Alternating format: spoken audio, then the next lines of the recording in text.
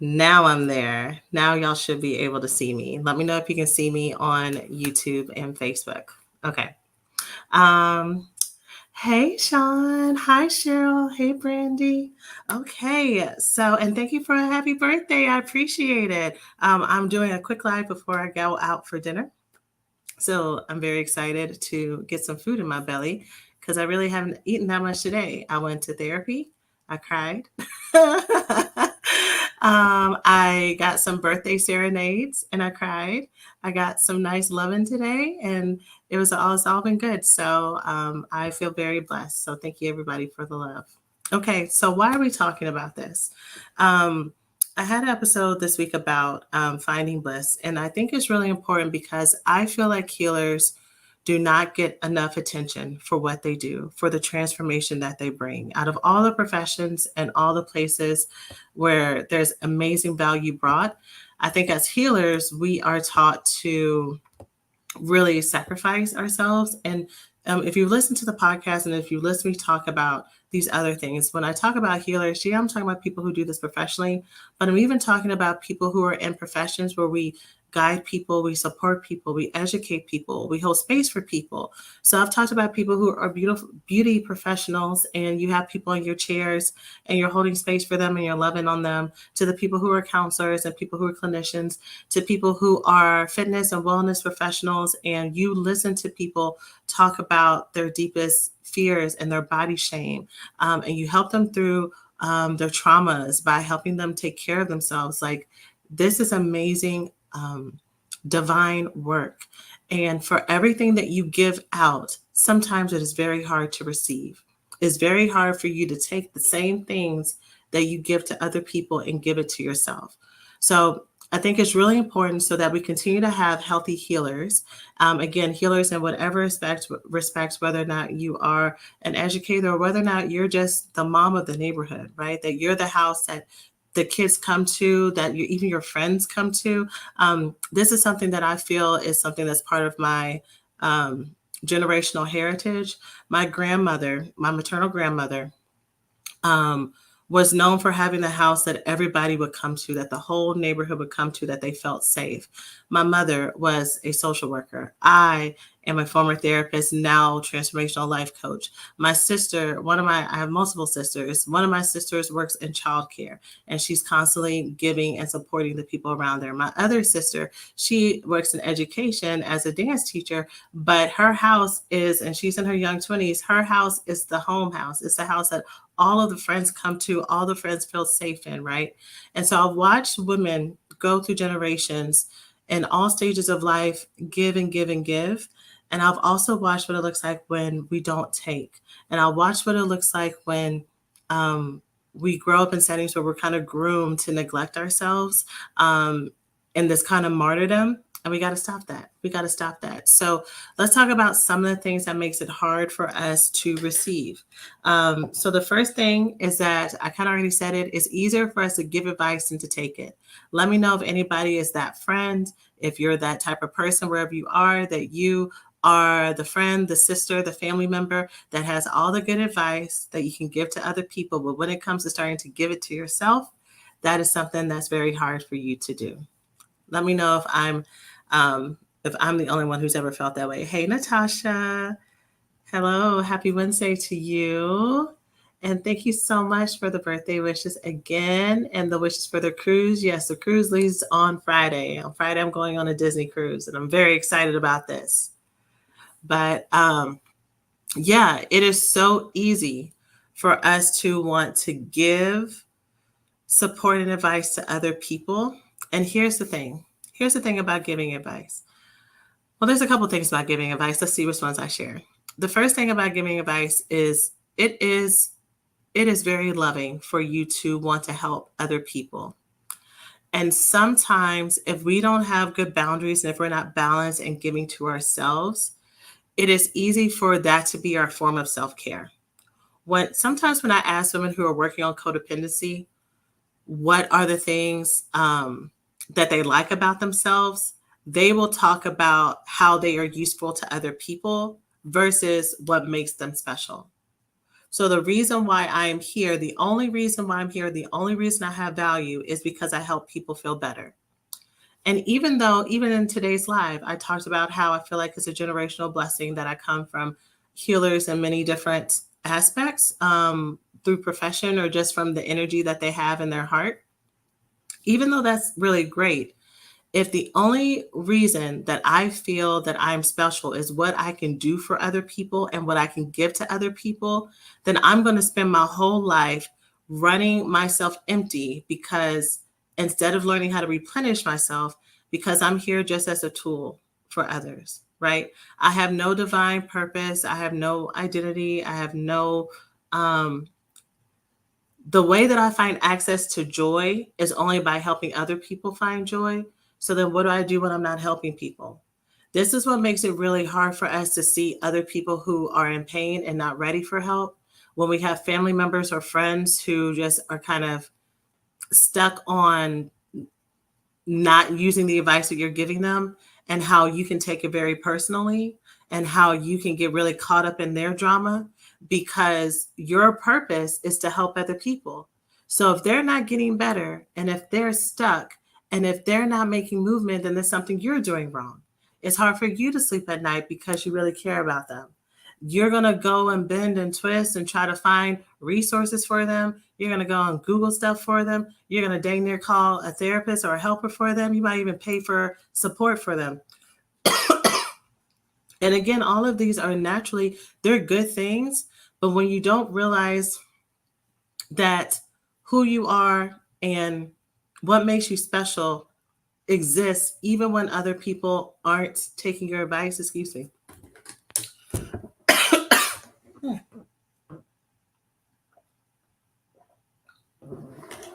Sorry. And even when all you're doing is listening, that you don't have to fix people, that is a whole different identity. It also sets us up to be in relationships with people where we're always working. We never get a chance to just relax and be. We never get a chance to receive. I mean, so many women who say, I'm tired of being in relationships with people where I'm building them up, especially women who are in heterosexual relationships. That's something I hear often. I'm tired of men expecting me to build them up instead of, I need to be careful in saying this. I'm trying to control my cough again. There is something in us that, in a way, feels comfortable with people who aren't taking care of themselves. And until we learn how to be the type of person that we want to have into our life, we're going to keep being at that comfort level. Until I learn how to feel confident and secure in everything that I am, and to learn how to both give and receive from people fully, it's going to be really hard for me to be a vibrational match for other people who know how to give and receive as well. If I'm only a vibrational match for giving and never receiving, I'm going to keep being attracted to friends, lovers, and family members who only know how to take. We're going to go together really well, right? And so if you really want to have life that is balanced, relationships that are balanced, a sense of self-worth that is balanced, that starts from within you.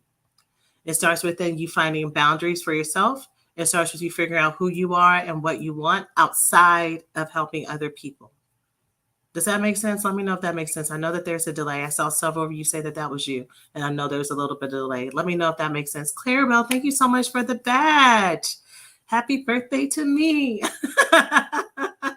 Thank you. I really appreciate that. But yeah, let me know if that makes sense.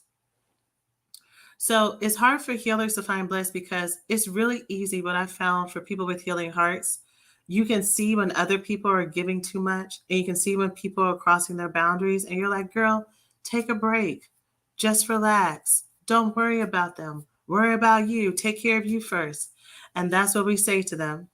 But then do we do that? And not only do we do that, do we even know how to start? I think my theory is many people don't take care of themselves because they literally have no idea what that looks like. So they do the best with what they have, with what they see. They do the things that they think are going to bring them pleasure.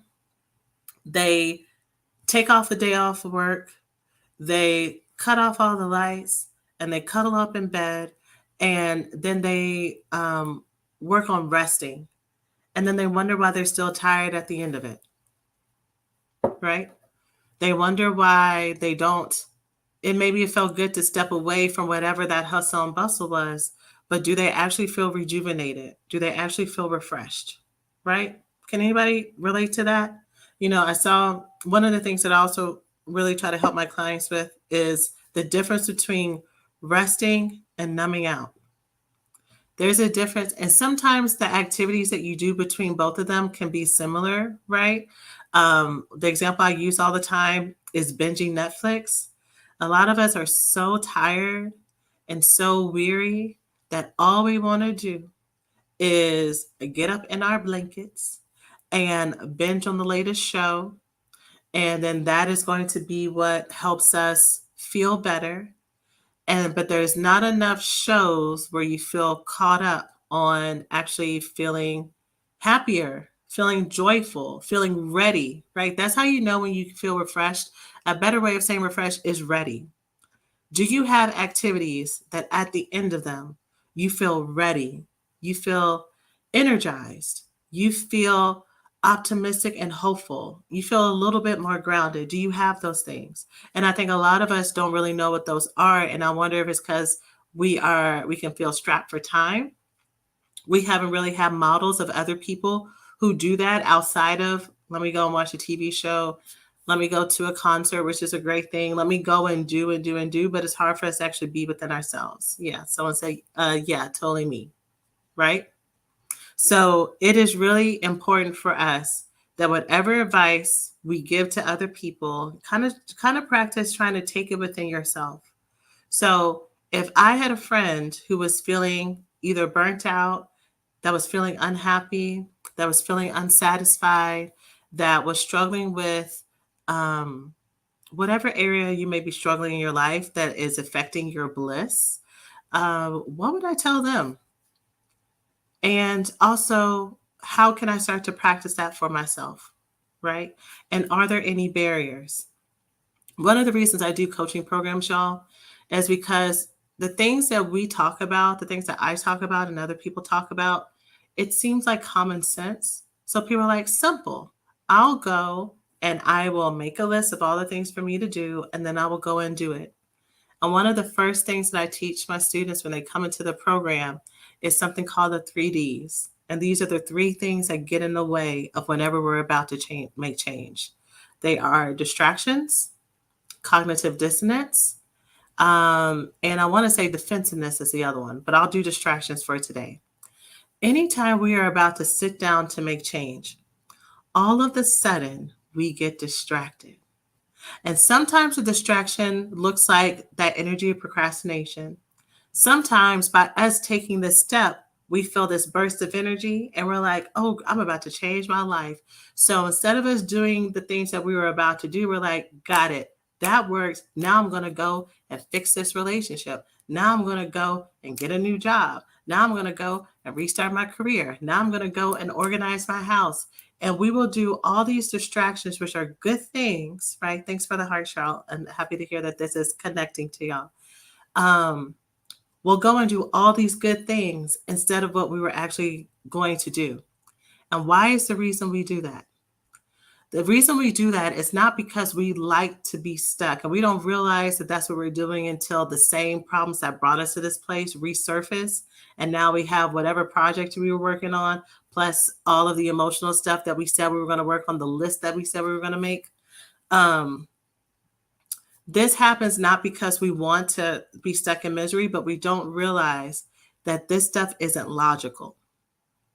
Our distractions, our defense mechanisms, the ways we reflexively push people away, the ways we reflexively neglect ourselves and don't take care of ourselves, all that stuff is trained into our nervous system. And so whenever our mind and our body and our spirit knows we're about to go and do something different than the norm, It's like, I don't like that. This is new. This isn't what we used to do. And it does everything it can to distract us, even towards things that look good, but distract us from creating real change on the inside. For you to kind of look at the reasons why it's hard for you to focus on you instead of focusing on other people, there's some stuff underneath there that you don't want to deal with.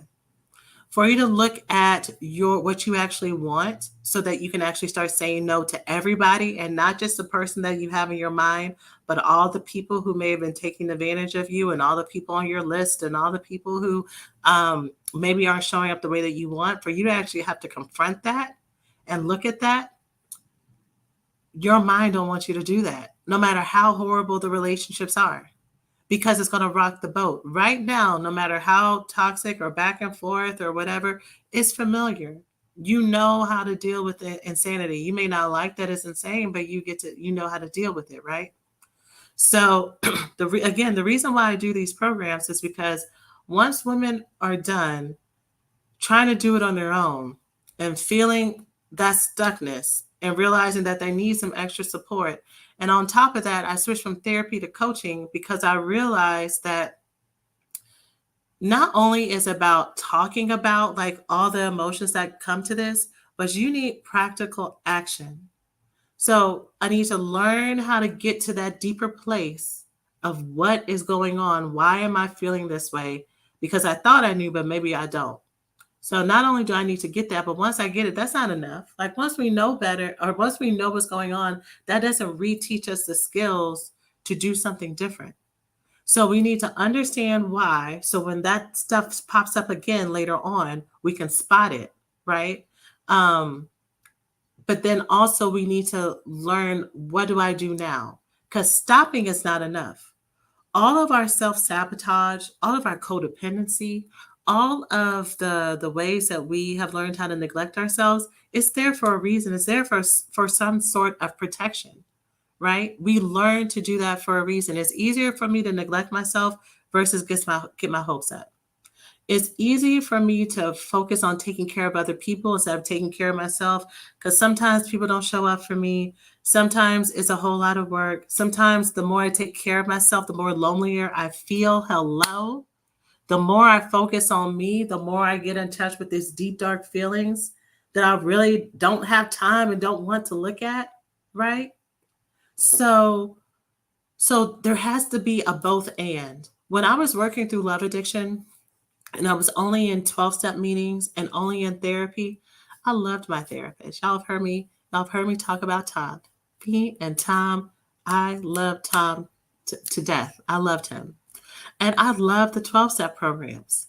And I loved having a safe space to talk about what I was feeling. And I loved going to Tom and talking with him about what was going on in my heart. But when it came down to what do I do when I got this "Hey Big Head" text, I didn't know what to do. That didn't help me. When it came down to a client that I was having boundary issues with, I didn't quite know how to navigate that. And don't let there be multiple sessions in between. And don't let us need to talk about something else. So I've just learned that it's best to teach women what to do, support them, and guide them on what to do and the reasons why. And that is what helps them shoot forward. That's what helps them make so much progress in therapy. That's what makes them feel so confident and feel so self-assured. Yes, hey, Big Head. Let me talk about how this is what you needed to hear. That's awesome. Yeah, the Big Head text, right? I started to do a podcast episode around Thanksgiving to see how many of y'all got some holiday texts in your inboxes and telling y'all to stay strong. But yeah, so I can't remember what I was going to say with that.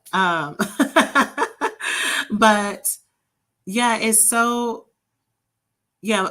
needing to put that all together is what helps everybody move forward. Okay. So for our healers, we have our healer mastermind, which is where I'm helping healers have better boundaries and bliss and self-belief.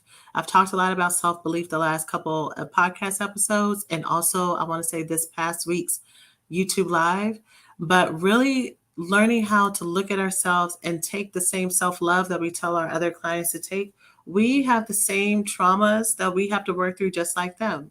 There's no shame in that. We need the same amount of support from other people that we give to them as well. And there's no shame in taking that as well.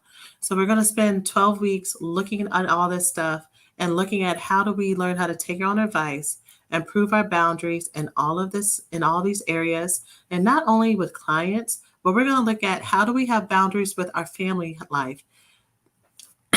This is for every single person, therapist, counselor, or not. Any person where you feel like you go to a job where you emotionally give to people all day long and you have to show up and have conversation. You can't just be behind a screen or in a room. How much do you feel like talking to your family and your friends when you get home on a scale of 1 to 10, where 1 is don't look at me, don't talk to me, I got nothing for you.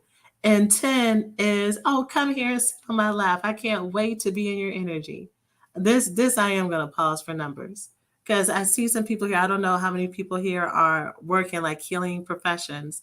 And again, for a recap, by healing, I mean anyone who is imparting energy and love into people, whether or not you're an educator in the school, whether you're a nurse, a doctor, even lawyers. I mean, y'all have to listen, especially if you're like a family law defense attorney.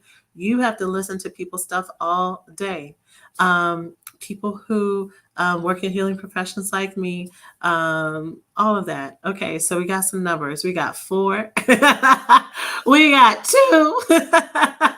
We got 2. See, this is how I know with my people. We got all these soft-hearted lovers out here who love people all day, every day. We got another 4.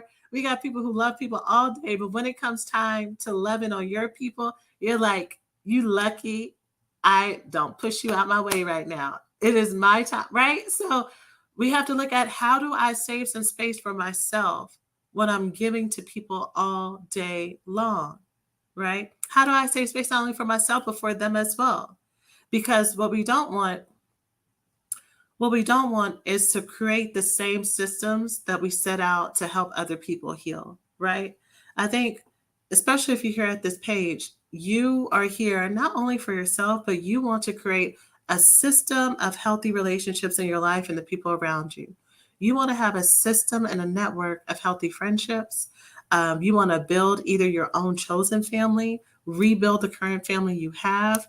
You want to really invest and get close to people. And it's really hard when you're tired and you don't know how to save a little bit for everybody, right? Yeah, this is connecting, right? Facts, yes, right? We got 4 over here on YouTube. Hey, Sav. So that's what that's for. So right now, we have a birthday sale, or I have a birthday sale because they're my programs, where if you use the code birthday at checkout from now through the 16th, you would get $250 off either the healer mastermind for those of us who are healers and need those boundaries. And for those who are like, I'm not a healer, but this is the type of stuff I've been thinking about and wanting to work on: love addiction, love avoidance, boundaries, and all that stuff. If you use the code birthday on the Recovery School program as well, you will be able to take advantage of that through the 16th. So I hope that y'all find that helpful. So let's go back to reason number 2, why it's hard for healers to find bliss. So the first reason, for those of you who are joining us late, hello, welcome. The first reason was it's easier for us to give advice versus take it, because we also have to do that same process of looking at ourselves, having boundaries with ourselves and other people. And hold on, I see a comment on YouTube. Oh, let me move this out the way so I can see your comment.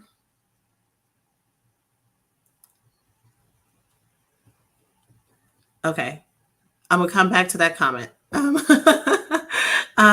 But the second reason why it can be hard is we are trying to do it on our own.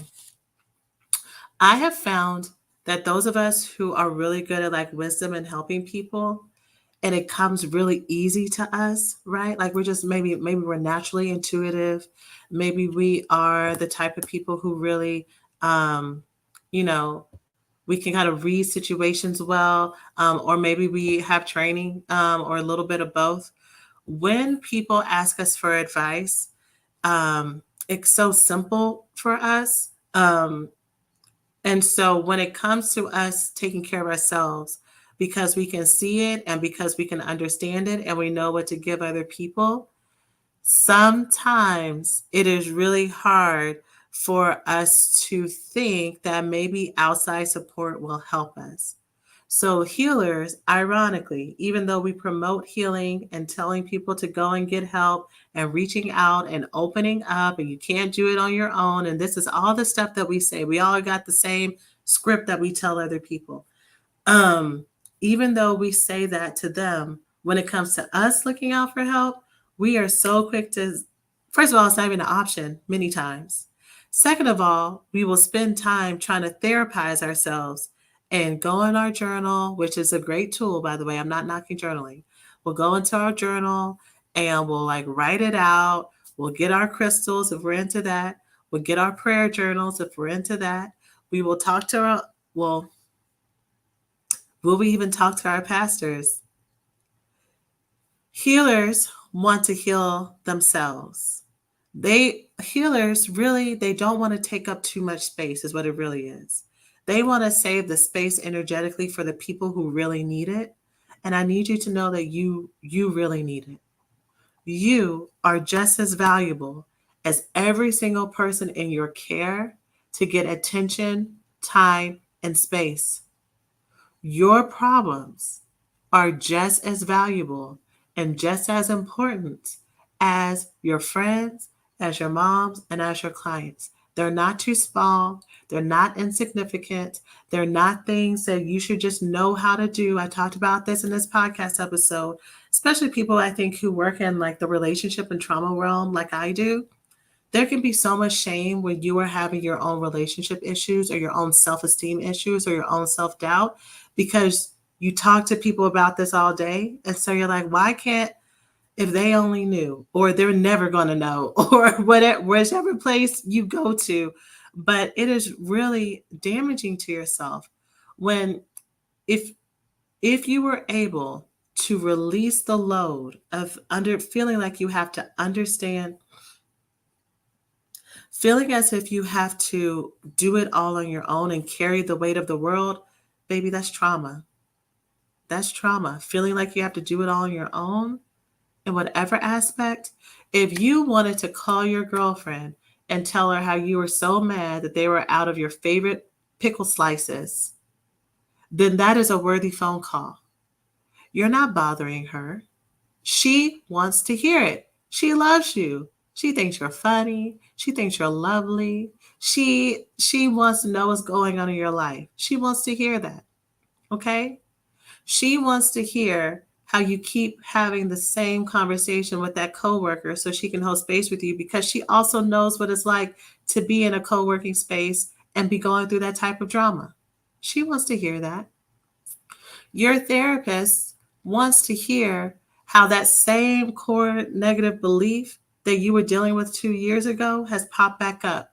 Your therapist isn't going to be upset and say, here we go again. Didn't we talk about this? And if they do, you need to fire them. You need to fire them. We don't do shame here. We don't do shame. We don't do condemnation. We don't do negative self-talk. And this past podcast episode, I don't know if I landed the point as well. I didn't have a chance to look back and add or listen back and add this in. But the part, for those of y'all who heard, the part that I was talking about, those of us who get to that place, and that's an example of critical parenting. No matter, until we learn different, our parents, for good and for bad, will be the models of how we show up in the world. So if we had a parent that was super critical, and because of that, and you're aware of that, your life mission is, okay, I'm going to make sure I'm super kind and loving to people. You may be that person. You might even overcompensate for a little bit, which makes you a little bit codependent. But there's still going to be that internal voice that naturally says, get it together. Come on. You're doing too much. You should have been done by now. The same voice that they had, that they gave you You have adopted it as a child, and you might have tried to twist it, or now it's your voice instead of their voice. But you will continue to criticize you until you actively learn how to practice self compassion and self acceptance. It is a real muscle, it is a language. You tell yourself, I love myself. Um, it's a great affirmation, but what does it actually look like to live it out? What does it look like when those negative thoughts come up? I love my, I love you, Sheena. I'm looking in the mirror right now. I love you, Sheena. You're amazing, Sheena. You're amazing, Sheena. I go out and I have some self doubt. God damn it, Sheena. We said we loved ourselves. What are you doing? If that is my initial response, instead of, it's okay. This is new for you. It can be hard. This is a trigger that sometimes you experience, and you're not the only one. It's okay to have a hard day. That is an active skill you have to learn. You have to learn how to catch the negative thoughts. You have to learn how to forgive yourself and allow yourself to share that self-compassion, right? Because that's another block we don't understand. Then you got to learn how to say nice words to yourself. It's like, if I had a penny for every time I had a client try to model self-compassion, and I said, okay, well, what would you say to yourself? Now I try not to say that. I say it sometimes just to see if it lands in the moment, or just to kind of get them to a place like I'm setting them up for an answer. But anytime I've asked a client to be like, so what would you say to yourself in this situation? Now that we've talked about that it's okay for you to feel this way and that you don't have to feel shame about it, what would you tell yourself? And when I tell you, their minds go blank, literally blank, body frozen. They're like, I can't think. Like, literally, that's the face. I don't know. Why? Because it's trauma. Y'all, it's trauma. This trauma goes so deep. It goes so deep, and we have to put in the work to unlearn it. It doesn't automatically come. It doesn't automatically come when we reach a milestone that we've been working towards. Like, whatever that secret negative belief is that we feel like we're not good enough, whether or not it's because you feel like you're supposed to be a certain size, and praise God, you lose the weight. Those negative voices are still going to be there. They may say different things, but they will still be there. Does that make sense? I see that y'all are saying this is resonating. Sav says, you're incredibly spot on. Oh, you're incredibly, not that one. You're incredibly spot on. I can't continue to heal. We can't continue to heal if we don't give that same energy back to ourselves. It's unsustainable. Yeah, absolutely. Right. And over here in Instagram, Clarabelle says, I do affirmations, but sometimes it's hard for me to believe them. Yes. So there are a lot of amazing teachers out there that I really love, who are saying such amazing things, and they're teaching you the right things. Where I hope to come in at is, I think for some people, they'll try to do this mindfulness and manifestation and like mindset and affirmation stuff, and it will land. It will land really well. And if I am frozen on Facebook, let me know. It looks frozen on my end. Sorry. This is my second time. Okay, it's not frozen. Okay, good. But sometimes it'll really land and sometimes it won't. And the reason why it won't is because of the trauma and things that we've gone through and how those were real roadblocks, right? And so we need to have tools, we need to have resources, we need to have support to clear that stuff out so that we can hit the ground running. The stuff I've been talking about the stuff I've been talking about now lately, y'all, this body work and being in my body and feminine energy and all that stuff, this stuff I have only been able to receive because of the work I've done before. I have heard people talk about being in your body and breath work, and I got a degree in this stuff, right? And I would hear it and I'll be like, yeah, okay. Right. And I'll be like, let's talk about it. Let's do systems, let's do procedures, let's do all that stuff, right? And that is the stuff that brought me to a place to where all that stuff, all those insecurities, all of my need to be strong and be superwoman and do all that stuff that limited me from being in my body and feeling my feelings, once that stuff was cleared out, that's what helped me move to this place, right? And if someone has sat with me all day, and this is me, this may not be everybody. If someone has sat with me all day, if I didn't have access to what I've done and what I teach y'all, and they're like, okay, let's just breathe and feel our feelings and feel our bodies, I look at there like, bitch, like, what are you talking about? What do you I'm breathing. Like, I'm feeling like this is a waste of time. This is a waste of time. Like, why am I here? Um, but it's because I didn't have those connections for myself. And I was so used to being in my head to figure out problems and that being the way that I dealt with my trauma response. And and and once I was able to get access to my body and my feelings and everything else, made myself cry laughing. Once I was able to get access to all that, then I was able to receive everything else. So coming back to point number two, I'm happy I'm not the only one that's like or has been like, what are you talking about? Now I'm like very, I'm getting better, right? Um, but point number two is we try to do it on our own. And I want you to hear, if you didn't take anything from point number two, I need you to take this. Your problems and your needs and your hurdles, the ones that you think are so small, the ones that you think, I'm able to help somebody through this in one conversation. Or if you're someone who works in sessions like me, I'm able to work through this with somebody in 30, 45 minutes, right? I can do this for myself.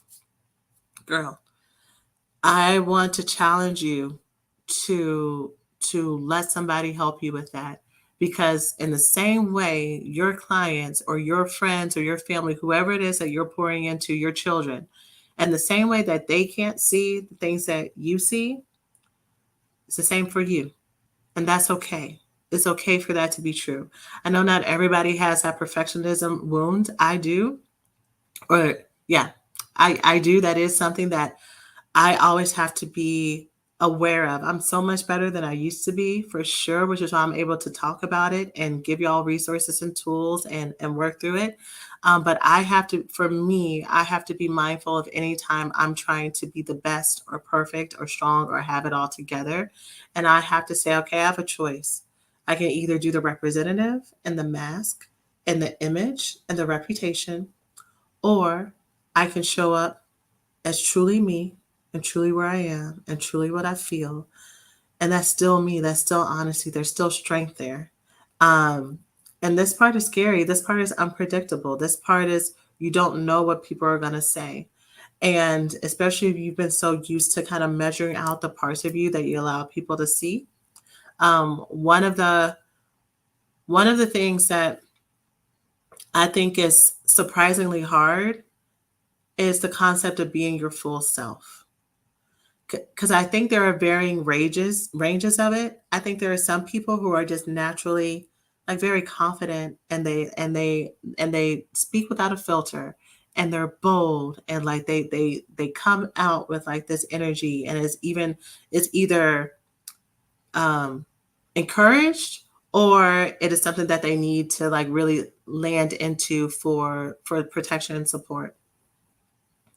But even those people, if they're in this community, what I have found is hard for them is letting people see that soft side of them.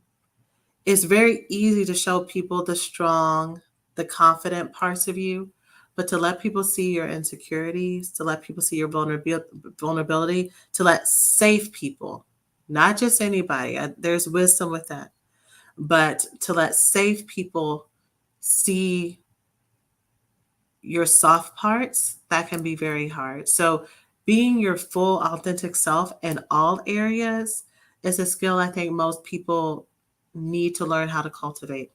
Okay. Um, Natasha says, yes, breath work is healing and amazing, but when trauma can block you from experiencing this peace, you have to do the work. Absolutely. Absolutely. Breath work. Thank you for sharing that, Natasha, my fellow LMFT. What's up, girl? Um, which stands for Licensed Marriage and Family Therapist. Good to see you. Um, yeah, yeah. All of our practices are beautiful, and sometimes we'll do them and it'll be like a crying session and we're like have this amazing breakthrough. But anytime we get to that place where it's like, I'm doing the same tools that usually work and it doesn't work, it's time to reach out for some support. Okay. And the third reason why it's hard for healers, people with healing hearts, whether you're an educator, a therapist, a counselor, a beautician, an esthetician, you are a nurse, a doctor, anyone who holds space for people all the time, a mother, a mentor. The third reason why it can be hard for us to find bliss, and then I'll say this and then I got to go, um, is I'm gonna say we, even though from my experience, this isn't all healers, but it's more than not. Um, it's more common than not common, is what I'll say. But so I'm gonna say we. um, we want to help other people at expense to ourselves. It is very easy for a healer to not be able to experience bliss for herself because of the gift that she has of empathy, of compassion, of wisdom, and of knowing the answers, um, and wanting to be of service.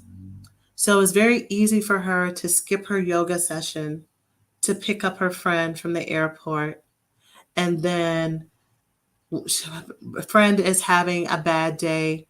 Maybe she just got off the plane and had a breakup. So she skips her session the next day to go and be with her and make dinner for her.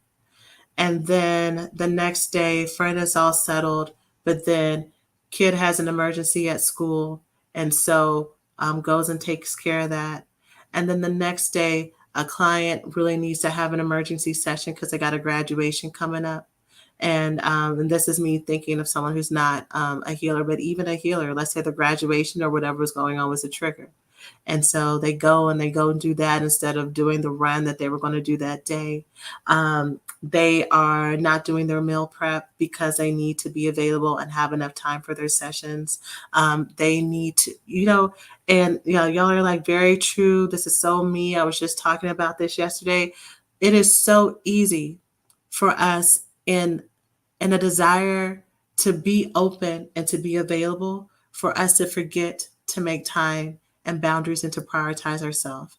And it's so insidious, right? Like the examples I just gave, like it wasn't even the same person, right? Like we can get really good at saying, okay, this person is an energy vampire and this situation is too much.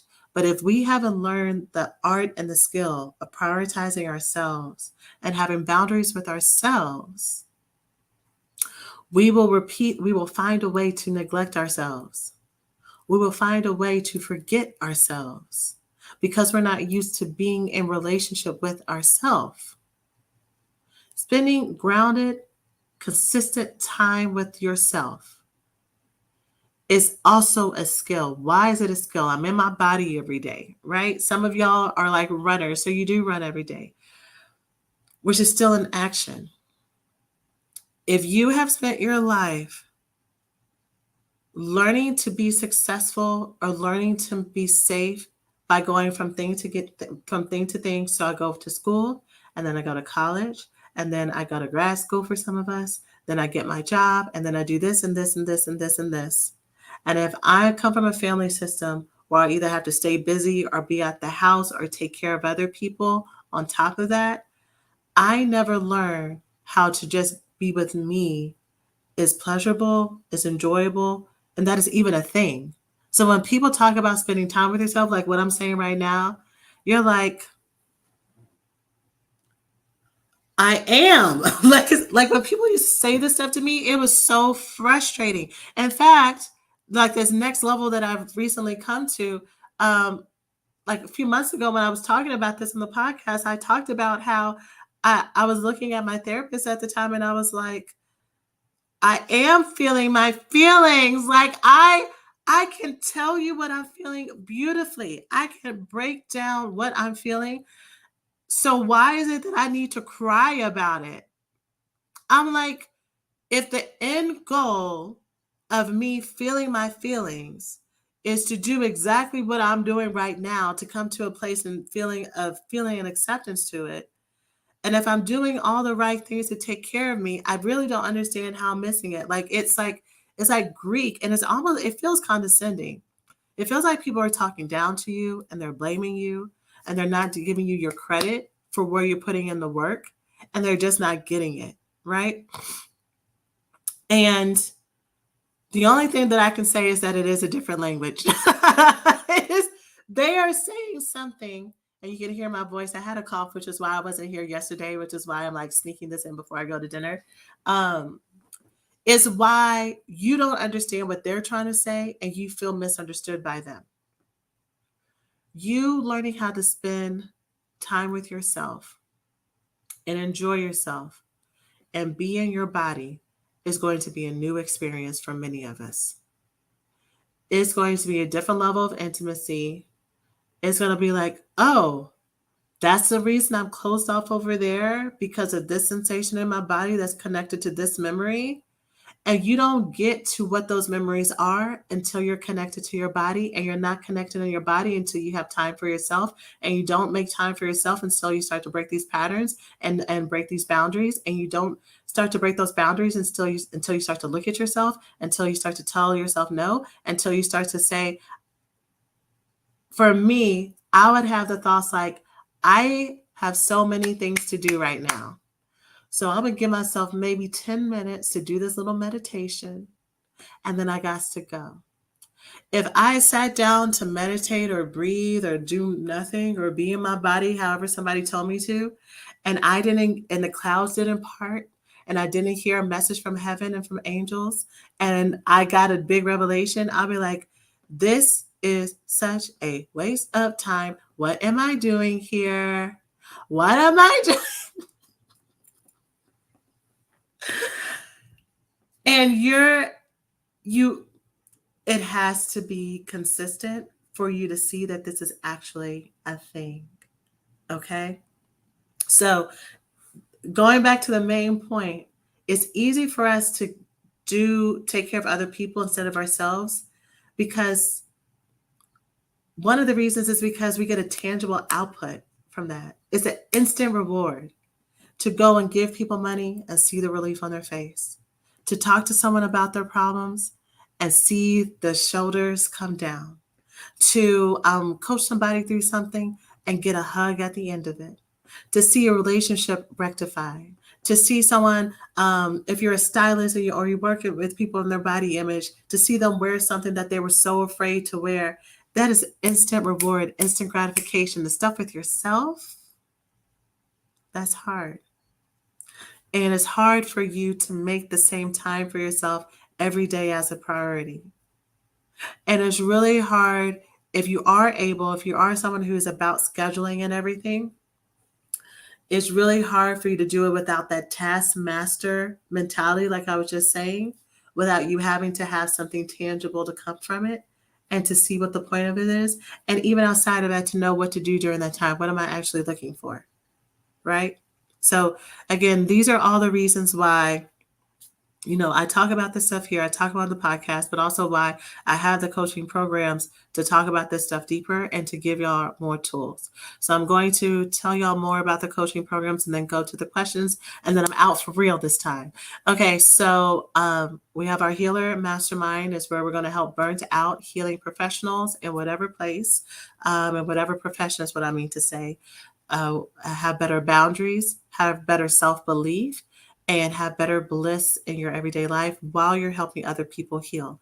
We're going to be talking about all three of those things along with business, the business of healing, having boundaries for yourself. For those of you who are just starting off as healers, or even if you work in an organization, this is not only for people who own their own business, but if you work in some place and you need to have better boundaries with coworkers, if you need to have better boundaries with your workload, and you want to make sure that you're actually helping the people that you want to help. I know a lot of times, Healers want to help everybody, so kind of zeroing in is hard. We're going to be going through that in a 12-week container, 3 months together at the beginning of the year.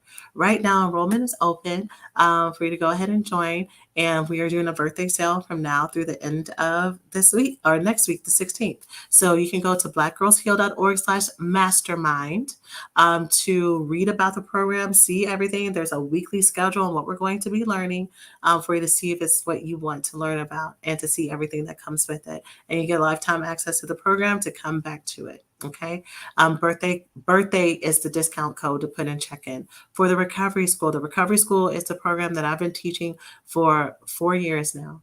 And it's gone through so many iterations and so many enhancements to really help women heal from the symptoms of love addiction, love avoidance, and love deprivation, and the trauma that causes it, to have better boundaries, to have better self-belief, and to have better relationships. I've had women of all backgrounds, queer, straight, married, single, situationships, come through it, of all ages, from women in college to women in their 70s. And the women who do this program get the results from it, get the support from it. The women who and I'm sure there are women who do it that don't check in with me and they get what they need. Sometimes people will come and say, Sheena, I know I haven't really talked a lot, but I've been doing the work in the background. It's been really helpful. Birthday also works for that, and you can get started immediately with that. So let's look at these comments. I'm going to go do Instagram, and then I'm going to go to Facebook and YouTube, y'all. Okay, so Instagram, what did I miss? Y'all were talking a lot.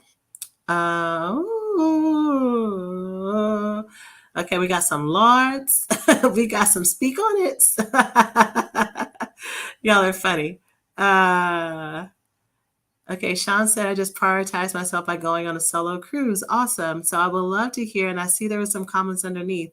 I wonder, what does your solo time look like? So I know the cruise was solo. Y'all, we can be alone without actually being with ourselves. Did y'all know that? I'm going to say that again.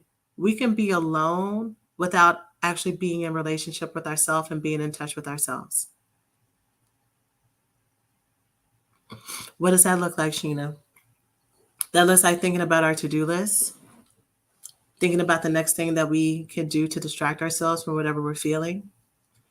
It can look like getting on dating apps and swiping. It can look like on a cruise. It can look like going and filling our time with other activities. It can look like reading a really great book. All of these are amazing things. And these are things that are actually part of a healthy social life and how we feel about ourselves. But when it's the only things that we do and we don't have time to connect to our thoughts and our bodies and feel whatever is coming up there, that's where the issue is, not the activities, right? Love addiction itself is such a weird, addictive process to talk about, because it is one of the things that we still have continual relationship with. There is no sin in eating a brownie or eating fries, right? Everything is permissible. Everything can even be beneficial for you at certain times, but when it's only used as an escape from yourself, that's where the issue is. So let's see. Y'all talking about the cruises over here. Clarabelle says, I literally get stressed in my mind. Yeah, it's hard. I will have to start to prioritize and scheduling me time. Yeah, that's actually one of the things that I have students do in our recovery school program, is looking at their schedule. But it's not just looking at your schedule. I have them go through, I want to say it's like 10 different domains to look at, okay, are these domains in your schedule? If not, let's talk about it. Let's see where the issue is with this. Let's see where your resistance comes in with this, and all of that. And there's been several women where the problem is not even that they didn't have it, but they had too much stuff. And some other women, they were filling their stuff with things that weren't really fun. They were it's like they had their schedule filled with working out, with social time, and with like spiritual time, and like even time for healing work. And when I looked at it, because I knew these women, because we had been talking at group calls and that kind of stuff, I'll be like, okay, this is technically a nice schedule, but where's you? If I was going to look at this and use this to glean who this person was, this schedule looks pretty sad. It looks really boring. And not saying you have to be jumping off cliffs every day, but where in the schedule do I see your energy, and do I see um, what lights you up? Because what this is giving right now, and this isn't the words that I use, but I'm just going to use it just for synthesizing here because I keep saying I'm going to go and I haven't gone yet. Um, but it feels like kind of like cog like behavior. Like when we live our lives and we just feel like we're like on auto repeat and we're looking for something that lights us up. That's what it felt like. And why is that hard? Or why is that important? That's so important because if you deal with love addiction, the reason why it's really hard for you to let go of people is when you don't have a life and this person became your life, that person brought the fun, they brought the energy, they brought the friendship. It's going to be 10 times harder, if not impossible, to let this person go. That's why it feels like you're losing a piece of you because you didn't have access to it before. So we got to build a life that has the things that we want. Okay? When I'm alone with myself, I feel like my mind needs a distraction. Yeah, that is so common. That's so common. All right, Facebook, YouTube. Here we go. Here we go. It's amazing. Sav says it's amazing that you're saying, um, and worth repeating that as healers, we also need to be vulnerable. Find our community, aka Black Girls Heal, for support to heal ourselves. Absolutely. I'm so happy you're here. Um, Yeah, and I think you're hey you seven her. I'm gonna say hey you from here on. Hey you says, yeah, how much more do I need to be vulnerable? How much more do I need to feel? Like I feel like I'm scraping at the bottom of the barrel. Turns out I wasn't. My mind and my body don't get along, and there's a reason why it doesn't get along. There's a reason why it's hard. You said my mind wants to do one thing, and my mind wants something else, and then my poor soul is tired, is sick of it. Yeah, you're like torn back and forth. Your body wants to do something else. Um, yes, and then you said, please don't go into dating apps when you're feeling lonely. Personal experience. Look, here's what I also tell my students, and then last sentence, and I'm out. I'm out. I tell my clients a couple things about dating apps, and I'm gonna try to remember what they are. Y'all know this, so this isn't going to be new, but I think it bears repeating. Dating apps are a business. They are a business. They are monetized by you not finding the one immediately. That does not mean that your person is not on the app, but it does mean that they are incentivized by making the app feel like a game. So instead of you playing Angry Birds, you get on Tinder. Instead of you playing Tetris, you get on Hinge.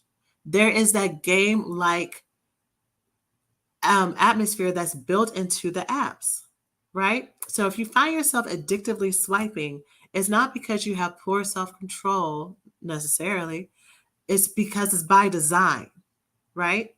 And it's by design to get you on there so that you can make whatever premium membership that they have to keep buying more options to meet people.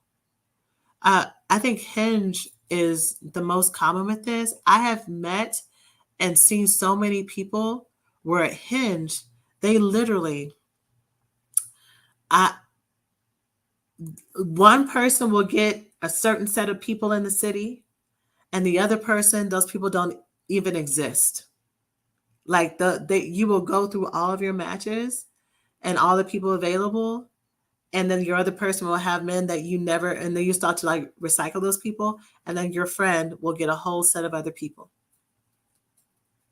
And then when you stay off the app for a little bit, then then all of a sudden new people exist, right? Because they want to keep you on it, right?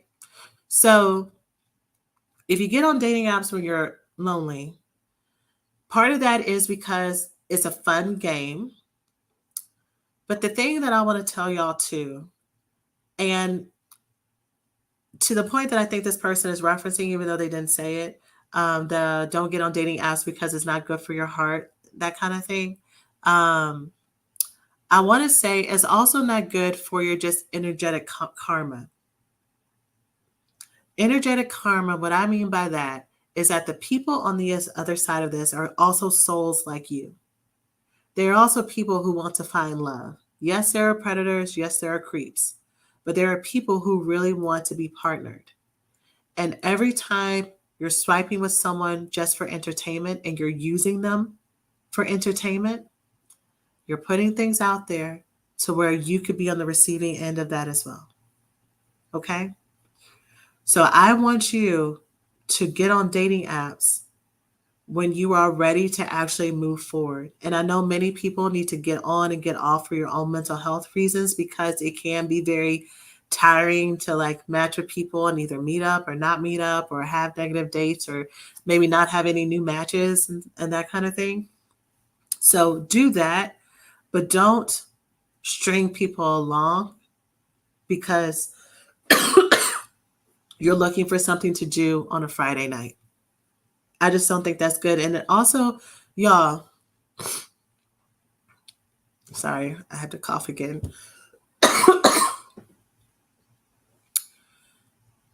This is one thing that critics, this is a part of criticism that we need to look at because if we want to leave the men that don't work out in better shape than we found them, or not, that sounds like we're going to build them up.